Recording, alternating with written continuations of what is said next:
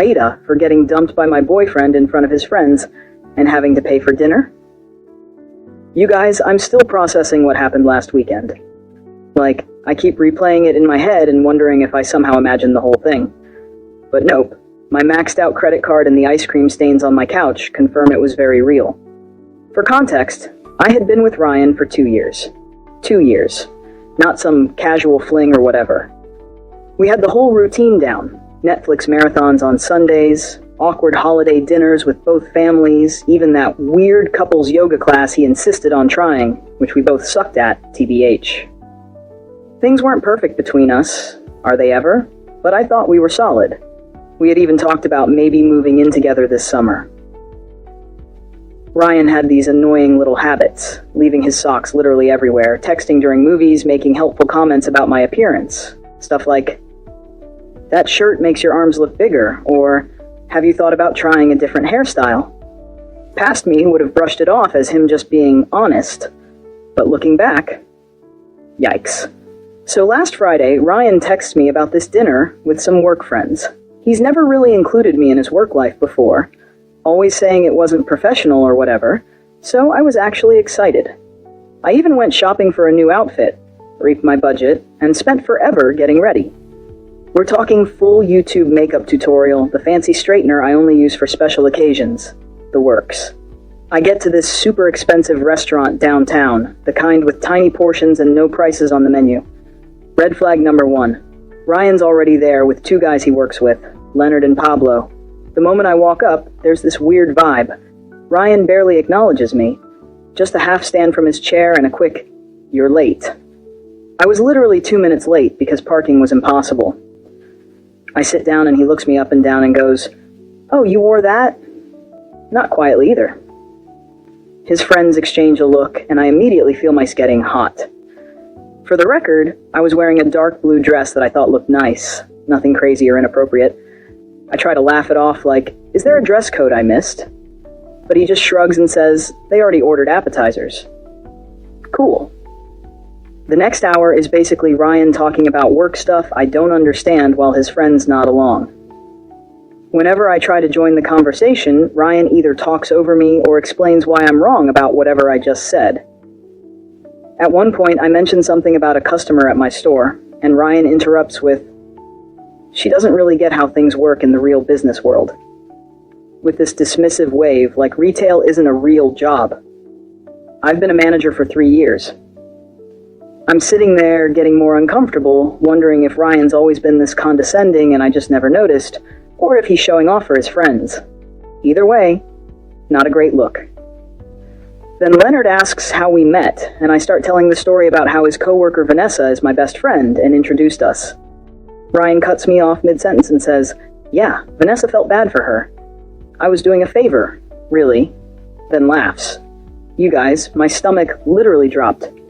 That's not even close to how it happened. Vanessa had actually warned me about Ryan's ego before setting us up, but said he was a good guy underneath it all. Spoiler alert, he wasn't. I excuse myself to the bathroom, mostly so I don't cry in front of them. I'm in the stall texting Vanessa like, "WTF is happening?" when I get a notification that Ryan just tagged himself at this restaurant on Instagram with Hash Boys Night Out. Like I'm not even there. Vanessa calls me immediately, but I send her to voicemail because I don't want the guys to hear me crying. I splash some water on my face, fix my makeup, and give myself this sad little pep talk in the mirror about getting through dinner with dignity. When I get back to the table, they're all laughing about something but stop abruptly when I sit down. Awesome. The waiter brings our main courses, and Ryan keeps making these jokes about my food choice. I ordered pasta, one of the less expensive options, because I was already worried about the bill. And he keeps saying stuff like, "Carb loading for a marathon?" and "That's a bold choice for someone with your body type." Each comment feels like a little paper cut, and they're adding up fast. At this point, I'm barely eating, just pushing food around my plate and counting the minutes until I can leave. Then Pablo asks Ryan about some presentation. And Ryan launches into this whole story about how his boss loved his ideas, and he's basically running the whole project now. Something clicks in my brain. The week before, Ryan had been stressing about this same presentation, saying his portion was only 5 minutes long, and he was nervous. Now suddenly, he's the star. It's like he's living in some alternate universe where he's the main character. Then the bill comes. The waiter sets it on the table, and Ryan picks it up, looks at it for a second, then slides it over to me. I think he's just showing me the total, but then he says, and I will never forget this. You know what? I don't think this is working. I stare at him, waiting for the punchline. There isn't one. I've been trying to make this work, but I'm just not attracted to you anymore. I think we should break up. In the middle of a restaurant. In front of his friends. After 2 years together. Who does that? I'm completely blindsided. Are you serious right now? This is how you want to do this? He stands up, grabs his jacket, and says, I still get a knot in my stomach thinking about it. A girl like you should be grateful I even dated you this long. You're not exactly a prize. Then, he and his friends just leave. They all walked out together, laughing, leaving me sitting there with a $347 bill for all their stupid Wagyu appetizers and fancy cocktails. The waiter came over with this look of pity that made everything 1,000 times worse. I paid the bill with my credit card, which I'm still paying off from Christmas. Yay. Somehow I made it to my car without completely falling apart. Still processing. Okay, so this is the update y'all have been waiting for. If you missed my first post, here's a quick recap. My boyfriend Ryan of 2 years publicly humiliated me, dumped me, and made me pay for a huge dinner bill. To make things worse, I found out he was basically living a complete lie about his job. So here's where things get wild. I called Vanessa from the parking lot, sobbing so hard she couldn't even understand me at first. She came straight to my apartment with a pint of Ben & Jerry's and a bottle of wine. The real MVP of the night. Between ugly crying and stress-eating cookie dough, I told her everything. She was livid, and I had to talk her out of driving straight to Ryan's place to cause a scene. But that's when she started asking questions about Ryan's work. His role, the project he mentioned, the business trips. Then, she dropped the bomb. Ryan isn't who he says he is at work. Turns out he isn't some hotshot marketing guy about to get promoted. Nope. He's an assistant who makes coffee runs and schedules meetings. All those business trips? Complete fabrications. The big presentation he mentioned? He was just doing the slides for the real team. His fancy LinkedIn title? A total lie. I felt like such an idiot. For 2 years, this guy had been lying about basically everything, and I never once questioned it. What else had he been lying about? That night, after Vanessa left, I went full detective mode. I scrolled through our text history, our photos, everything. So many inconsistencies I had missed. Comments about money that didn't add up. Times he claimed to work late, but his location said he was across town. I couldn't sleep. I kept replaying the restaurant moment in my head, the way he made me feel so small, so humiliated. At around 3 a.m., I got a text from an unknown number. Hey, it's Cody from Ryan's office. Vanessa gave me your number. There's some stuff you should know. And that's when things got really interesting. First update. A huge thank you to everyone who commented on my last post. I literally cried reading some of them, in a good way. So many of you asked for an update, so here's what happened next in this absolutely wild situation. After finding out from Cody that Ryan had basically been living in a fantasy world, I spent the next few days in that gross post-breakup fog. You know, the one where you're crying into a pint of ice cream one minute, then angrily scrolling through old photos the next, wondering if any of it was real.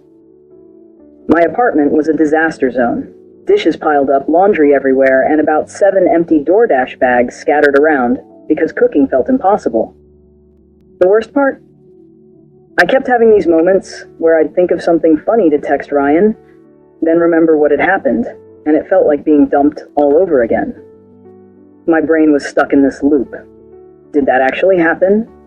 How did I not see this coming? I'd also been avoiding social media because I just knew Ryan would post something annoying. And of course, Wednesday morning, I caved and checked Instagram. Sure enough, there was Ryan, flexing with a gym selfie captioned, "Level up. Know your worth." The audacity. I nearly threw my phone across the room. Vanessa came over that evening with takeout and found me wrapped in my comforter like a sad burrito. She's been amazing through all of this. making sure I actually eat food, listening to me rant about the same things over and over, and not once saying, "I told you so," even though she totally had her suspicions about Ryan from the beginning. While we ate, Vanessa showed me her texts with Cody. Apparently, they'd been talking a lot and he had some serious tea to spill. According to Cody, Ryan had been telling everyone at work that he dumped me because I was clingy and always talking about marriage. What? I was not the one making Pinterest boards titled Future Home Ideas. Yes, Ryan actually had one of those, which he claimed was research for a work project. Then Cody dropped the real bombshell. Ryan wasn't just lying about his job title. He was on probation for taking credit for other people's work and might actually get fired soon. All those late nights he claimed to be working, he was just frantically trying to cover up his mistakes. Those business trips? Complete fiction. Still processing all of this, my phone rang. It was Tina, Ryan's mom. I almost didn't answer, but I figured I should be an adult about it. Tina has always been sweet to me, remembers my birthday, actually cares about my life. She sounded concerned and asked if everything was okay between me and Ryan. Apparently, he'd told his family we had a little fight, but that everything was fine. A little fight? The man publicly humiliated me, dumped me in front of his friends, and stuck me with a massive dinner bill. I tried to keep it vague, saying we were taking some space, not wanting to put her in the middle. Then, she casually mentioned Ryan's birthday dinner on Saturday, and how the whole family was looking forward to seeing me there. Y'all. I nearly choked on my lo mein. Ryan had told his family we were still together, and that I was coming to his birthday dinner. The dinner was at his parents' house, and apparently he told them we had big news to share. Big news. My foot. After hanging up, I sat there in shock while Vanessa looked at me like I'd grown a second head. She was like, "Is he delusional or just a pathological liar?" Honestly, I was wondering the same thing. That's when we came up with a plan. I wasn't going to ghost his family. They had always been kind to me, and they deserved to know what kind of person Ryan really was. But I also wasn't going to cause a scene or be vindictive. I would simply attend the dinner as invited and let the truth come out naturally. The next day, Cody met me for coffee. Slightly awkward since we'd only met through Ryan, but he turned out to be really chill. He confirmed everything and even added more details about Ryan's work lies. Ryan's supposed team? It was just him and 2 interns. The big presentation he claimed to lead last month? He was just operating the slideshow while his boss presented. Cody seemed genuinely upset on my behalf, saying he'd always thought Ryan's stories about me seemed off. Apparently, Ryan would come to work complaining about me being high maintenance when, in reality, I was paying for most of our dates toward the end. Why? Because Ryan claimed to be between paychecks, which I now realize probably meant he was terrible with money. Midway through our conversation, Cody got a text from their boss asking if he could come in Saturday evening to help with some emergency project. Cody was bummed because he had plans, but then I had an idea. What if Cody needed to drop something off at Ryan's parents' house during the birthday dinner? The timing would be perfect. As we were figuring out the details, my phone buzzed. It was a text from Ryan, the first one since the restaurant disaster. It said, "We need to talk about what happened. I might have overreacted." Might have? I showed Cody the text, and he nearly spit out his coffee. Overreacted is when you get annoyed about someone being late, not when you publicly humiliate your girlfriend of 2 years and stick her with a $300 bill. I didn't respond. Let him sweat. The next 2 days were a blur of preparation. I wasn't going to this dinner unprepared. I dug through old texts, finding all the lies. Dates when he claimed to be at work, conferences that didn't exist, stories about coworkers that Cody confirmed were fabricated, even photos Ryan posted of himself at work events. They were just downloaded from the company website. Friday night, Vanessa came over to help me pick an outfit. Part of me wanted to show up looking amazing just to spite him, but we decided the best approach was to look nice, but not like I was trying too hard. We settled on a simple black dress, the same one Ryan once said made me look average, which I now realize was his weird attempt at a backhanded compliment, because I always got compliments when I wore it. I barely slept Friday night. What if this backfired? What if his family took his side? What if I froze up and couldn't go through with it? By Saturday morning, I had chewed my nails down to nothing and mentally played out about 17 different scenarios in my head. Around noon, Ryan texted again. Looking forward to seeing you tonight. Wear something nice, my parents are excited. I didn't respond. Let him think whatever he wanted. I spent the afternoon getting ready with a weird mix of dread and anticipation. Vanessa helped me with my hair and gave me a pep talk when I started losing my nerve. At 5:30, I got in my car and headed to his parents' house. I had to pull over once because my hands were shaking too much to drive safely. I sat there for a minute, doing those breathing exercises from that meditation app I downloaded months ago but never actually used. What was I doing? Was this crazy? Maybe I should just block Ryan on everything and move on with my life like a normal person. But then I thought about him sitting there at his birthday dinner, probably telling everyone some fake version of our relationship, maybe even making himself the victim somehow, and my resolve hardened. I pulled up to his parents' house at 6:15, fashionably late, which I knew would annoy Ryan. There were several cars already in the driveway. Looked like the whole family was there. I checked my makeup in the rearview mirror, took one last deep breath, and walked to the door. Ryan's dad opened it with a big smile and a hug, ushering me inside. The house smelled like Tina's famous pot roast, and for a second, I felt a pang of sadness. I genuinely liked Ryan's family, and this would probably be the last time I'd see them. I rounded the corner into the living room, and there was Ryan, drink in hand, mid-laugh at something his cousin said. He froze when he saw me, clearly not expecting me to actually show up despite what he told his family. The look on his face was priceless. For a split second, panic flashed across his features before he composed himself and came over with a fake smile. He gave me a stiff hug and whispered, "You actually came. We need to talk privately." I just smiled and said, loud enough for everyone to hear, "I wouldn't miss your birthday for anything, especially since you've been telling everyone we have big news to share." The color drained from his face. Tina clapped her hands excitedly and asked if this was what she thought it was. Ryan's sister gave me a knowing look. His dad started joking about finally getting grandkids. Ryan gripped my elbow a little too tight and tried to steer me toward the hallway, but his mom called out that dinner was ready and everyone needed to sit down. As we all took our seats around the dining table, with Ryan nervously watching my every move, my phone buzzed with a text from Cody. "On my way, 15 minutes out." Ryan leaned over and hissed, "What are you doing here?" "I thought after the restaurant." I just smiled sweetly and said, loud enough for everyone to hear, "Oh, I wouldn't miss the chance to tell your family about what happened at that restaurant, Ryan.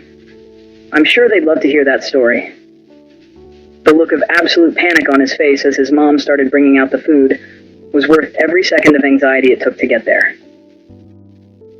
Game on. Second update, the dinner drama continues. I'm finally ready to share what happened at Ryan's birthday dinner. Sorry for the delay. I needed a mental health day after all this drama, plus my Wi-Fi has been acting up because my neighbor borrowed my password and apparently downloaded the entire internet. So where did we leave off? Right, me sitting at the dinner table with Ryan's family while he panicked about what I might say. There I was, surrounded by Ryan's family. His parents, Tina and Ralph, his sister Kayla, his grandma, and two cousins whose names I always mix up. The table was loaded with Tina's famous pot roast, those buttery mashed potatoes I've literally dreamed about, and a fancy salad that nobody was going to eat but everyone would pretend to appreciate. The first 20 minutes were straight up awkward. Ryan kept trying to control the conversation while shooting me these warning glances. I just smiled and passed the bread rolls, enjoying the way his left eye twitched every time I opened my mouth. Petty? Maybe? Satisfying? Absolutely. Tina kept the conversation flowing, bless her. She asked about my family, my job, the usual small talk. When she mentioned how proud they all were of Ryan's big promotion, I nearly choked on my water. I glanced at Ryan, whose face had gone the exact shade of the beets on the table. Ryan jumped in, talking about how his team was crushing their targets and how his boss was practically grooming him for senior management. I just nodded along, watching him dig himself deeper with each word. Ralph, who's always been the quiet type, suddenly asked Ryan about the Johnson account. Apparently, Ryan had been telling his dad about some huge deal he was supposedly leading. Ryan's answer was so vague it could have been a horoscope, something about strategic pivots and leveraging core competency that literally meant nothing. His sister, Kayla, caught my eye across the table. She's always been the skeptical one in the family, the type to Google facts during arguments and call people out on their BS. She raised an eyebrow at me, like, is he for real right now? That's when Tina brought up the future. She asked us about our big news and whether it had anything to do with us taking the next step. Ryan nearly dropped his fork and mumbled something about it not being the right time to discuss it. His grandma, who has zero filter and is my absolute favorite person in his family, cuts in with, "So, are you two moving in together, or what? Because Ryan said you were looking at apartments together." Again, news to me. The furthest we'd gotten in that conversation was me once saying, maybe we should think about combining our Netflix accounts to save money. Ryan tried steering the conversation back to himself, talking his boss had given him a company card for business expenses. I couldn't help myself. I asked, what kind of expenses is he authorized to approve? He stammered something about client dinners and team outings. That's when I casually mentioned, oh, speaking of dinners, Ryan took me to this amazing restaurant last week. What was it called again, honey? The one where you met up with Leonard and Pablo. Update. My ex-boyfriend's family found out the truth about him last night, part 2. The color drained from his face faster than my phone's battery on TikTok.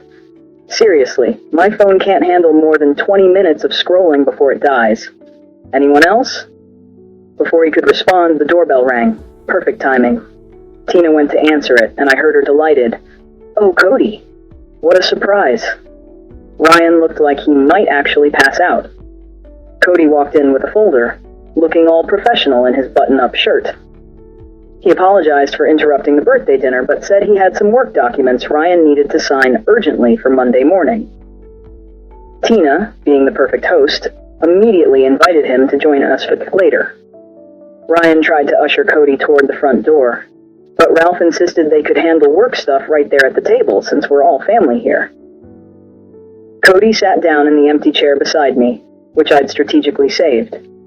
NGL, Ryan was gripping his fork so hard I thought it might bend. That's when Ralph asked Cody how the big presentation went, the one Ryan had apparently been leading. Cody looked confused for a second before catching on. He glanced at me, then at Ryan, and I could see him making a decision. Cody said the presentation went well, but clarified that their boss had delivered it with Ryan and the team providing support. Ralph looked confused and said that wasn't how Ryan had described it. I jumped in, because I'm messy like that, and asked Cody about Ryan's promotion. Poor Cody looked so uncomfortable, caught between loyalty to a coworker and not wanting to lie to an entire family. He fidgeted with his napkin and said something vague about company restructuring. Ryan interrupted with a fake laugh and tried changing the subject to sports or whatever, but his sister wasn't having it. She asked Cody point blank what Ryan's current title was. The silence that followed was like that moment when you drop something in a public bathroom. Everyone hears it, but no one wants to acknowledge it. Cody looked at Ryan, who was silently pleading with his eyes, then at me. I nodded slightly. He cleared his throat and said that Ryan was an administrative assistant in the marketing department. The silence. Ralph put down his fork slowly. His grandma made this little H sound. Kayla muttered something that sounded suspiciously like, I knew it. Ryan immediately went into damage control mode, saying Cody was confused, that he had multiple roles, that it was complicated. But the dam had broken. His family started asking specific questions that he couldn't weasel out of. When did you get promoted? He hadn't. Why did you say you had a team? He didn't. What about that corner office you mentioned? Also fictional. With each question, Ryan's stories unraveled more. He kept looking at me like this was somehow my fault, which made me more determined to let everything come out. Tina, bless her heart, tried to smooth things over.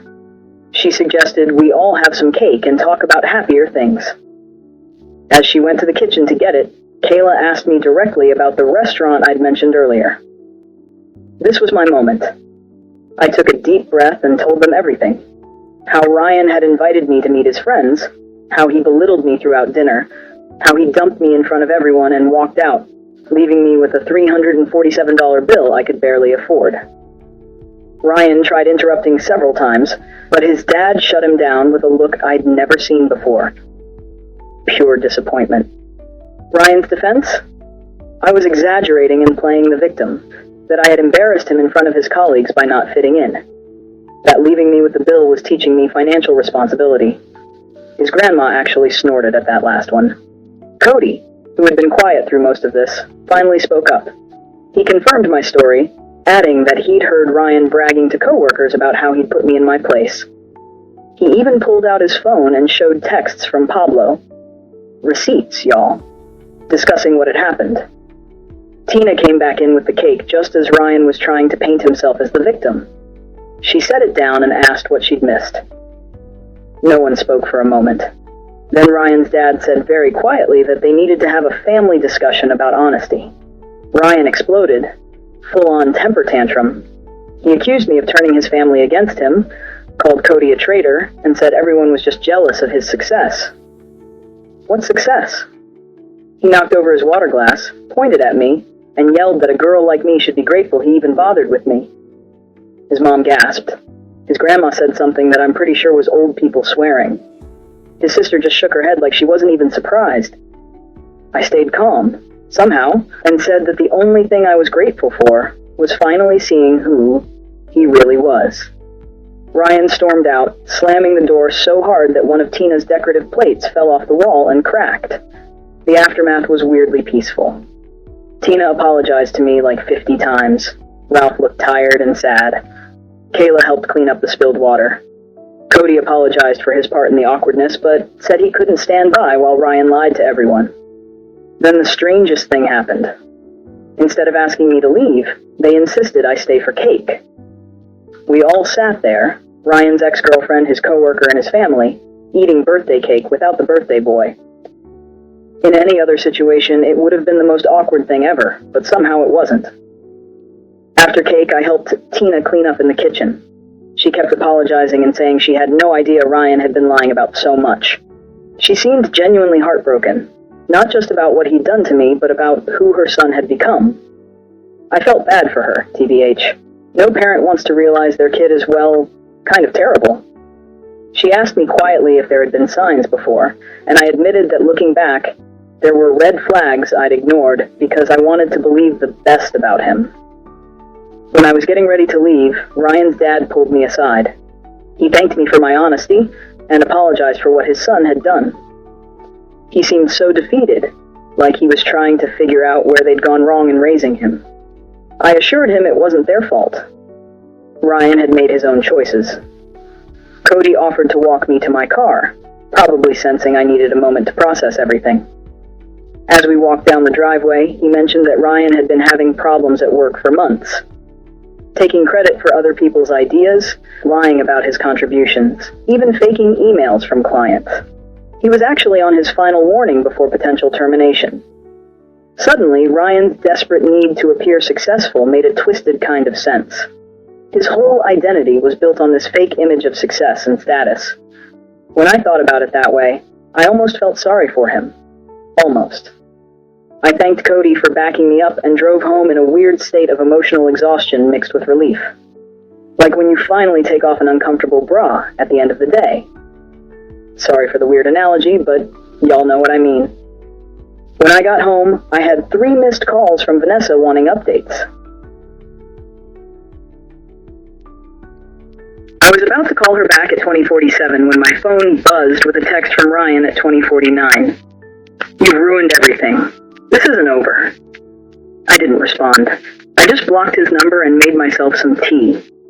I should have been scared or upset, but honestly, I just felt tired, and maybe a little proud of myself for standing up to him. I thought that was the end of it. I really did. But this morning, my phone blew up with 13 missed calls from Ryan's mom, his sister Cody, and several numbers I didn't recognize. Something had happened overnight, and based on the increasingly frantic voicemails, Ryan had completely lost it. Update. I'm finally ready to explain about those 13 missed calls. Thanks for being patient while I processed everything that happened. Also, sorry for the delay. My laptop decided to do a surprise 4-hour update right when I sat down to write this. So, where were we? I woke up Sunday morning after the birthday dinner disaster to find my phone blowing up with calls from Ryan's family and Cody. At first, I legit thought someone had died or something. My stomach did that awful dropping thing as I scrolled through the notifications. 5 missed calls from Tina, 3 from Kayla, 2 from Cody, and 3 from numbers I didn't recognize. I called Tina back first because she seemed the most worried, based on her voicemails, which were just variations of Sabrina. Please call me as soon as you can. She picked up on the first ring, sounding exhausted. Apparently, after Ryan stormed out of the birthday dinner, he'd gone on a complete bender. He'd shown up at his ex-girlfriend's apartment at like 2 a.m., drunk and ranting about how I'd ruined his life. The ex, who I didn't even know existed, was understandably freaked out and called Kayla, who had to go pick him up. But that wasn't all. Ryan had also spent the night sending unhinged messages to practically everyone we knew. He texted Cody, threatening to ruin him at work. Lol, good luck with that when you're about to get fired. He posted this long, rambling status on Facebook about how he was surrounded by snakes and how people would regret betraying him. Most concerning, though, was that he posted my address in a private message to his friend Pablo, saying he was going to make me pay for humiliating him. Pablo, who apparently has some moral compass, immediately called Tina and forwarded the message, which is why she was trying so desperately to reach me. I was sitting on my couch in my ratty old pajamas, hair still in yesterday's messy bun, trying to process all this information, while Tina apologized approximately 50 times for her son's behavior. I should have been scared, I guess, but honestly, I just felt tired. Like when your phone is stuck at 1% battery for hours, just waiting for it to finally die so you can charge it and move on. Tina insisted on coming over just to make sure I was okay, which was super sweet, but also made me panic clean my apartment. Nothing motivates tidying up like knowing someone's mom is about to see your living space. Am I right? I was literally throwing dirty laundry into my closet and scrubbing dried toothpaste off the bathroom sink when my doorbell rang. It wasn't just Tina. Kayla was with her too. They brought coffee and those little pastries from the bakery near their house, which, not going to lie, might be what I miss most about being with Ryan. We sat at my tiny kitchen table with the wobbly leg I've been meaning to fix for months, and they filled me in on the Ryan situation. According to Kayla, this wasn't the first time Ryan had lied about his life in college. He'd apparently told everyone he was on the baseball team when he'd actually been cut during tryouts. He'd once claimed to be talking to a popular girl who had no idea who he was. There was a whole pattern of him creating this fictional version of himself that was more successful, more popular, more everything. As they were talking, my phone kept buzzing with texts from friends who'd seen Ryan's social media meltdown. Vanessa was freaking out, wanting to come over with her boyfriend, who does kickboxing, just in case. She watches too many crime shows. My group chat was blowing up with confused messages about the dramatic subtweets Ryan was posting. That's when my doorbell rang again. I literally froze, wondering if it was Ryan. Kayla peeked through the blinds and let out a long breath. It was Cody. Apparently, Ryan had been blowing up his phone all morning too, and Cody wanted to warn me in person since Ryan had mentioned paying me a visit. So, there we all were. Me, Ryan's mom, his sister, and his coworker, sitting in my living room on a Sunday morning, trying to figure out what to do about this man-child throwing a tantrum because he got caught in his lies. If it wasn't so stressful, it would have been hilarious. Like, imagine explaining this situation to someone who wasn't there. Cody mentioned that their boss had already gotten wind of Ryan's social media tirade. Someone had screenshotted and forwarded it. So, Monday at work was going to be interesting. Kayla was worried Ryan might do something stupid if he lost his job on top of everything else. That's when my doorbell rang again. This time, it was the building manager, looking super awkward. Apparently, Ryan had been downstairs making a scene in the lobby, demanding to be led up to my apartment. The manager had refused, bless him, and threatened to call the police, at which point Ryan had stormed off, but not before yelling that I was a liar loud enough for the entire first floor to hear. Tina looked devastated. She kept apologizing and saying she didn't know where they went wrong with him. I felt terrible for her. Imagine realizing your adult son is basically a walking red flag. Kayla was more practical, suggesting I document everything, just in case Ryan's behavior escalated. We were all sitting there, trying to figure out what to do, when my phone buzzed with a notification. Ryan had tagged me in an Instagram story. Against my better judgment, and with everyone in the room telling me not to look, I opened it. So, my ex posted a picture of me from early in our relationship. It was me sleeping on his couch with my mouth open, captioned, "Miss Perfect who ruined my birthday isn't so perfect." The photo was slightly unflattering, but honestly, I couldn't help but laugh out loud. It wasn't the big revenge he was expecting. If that's the worst he could do, I was going to be fine. While Tina, his mom, was expecting me to get upset, I was already calling security, as Ryan had shown up at my apartment, pounding on my door and slurring, "I know you're in there, open the door." Cody stood up like he was about to confront Ryan, but I had it covered. Perks of living in a building with good security. By the time the guard showed up, Ryan was kicking the door. The guard told him to leave, or he'd call the cops.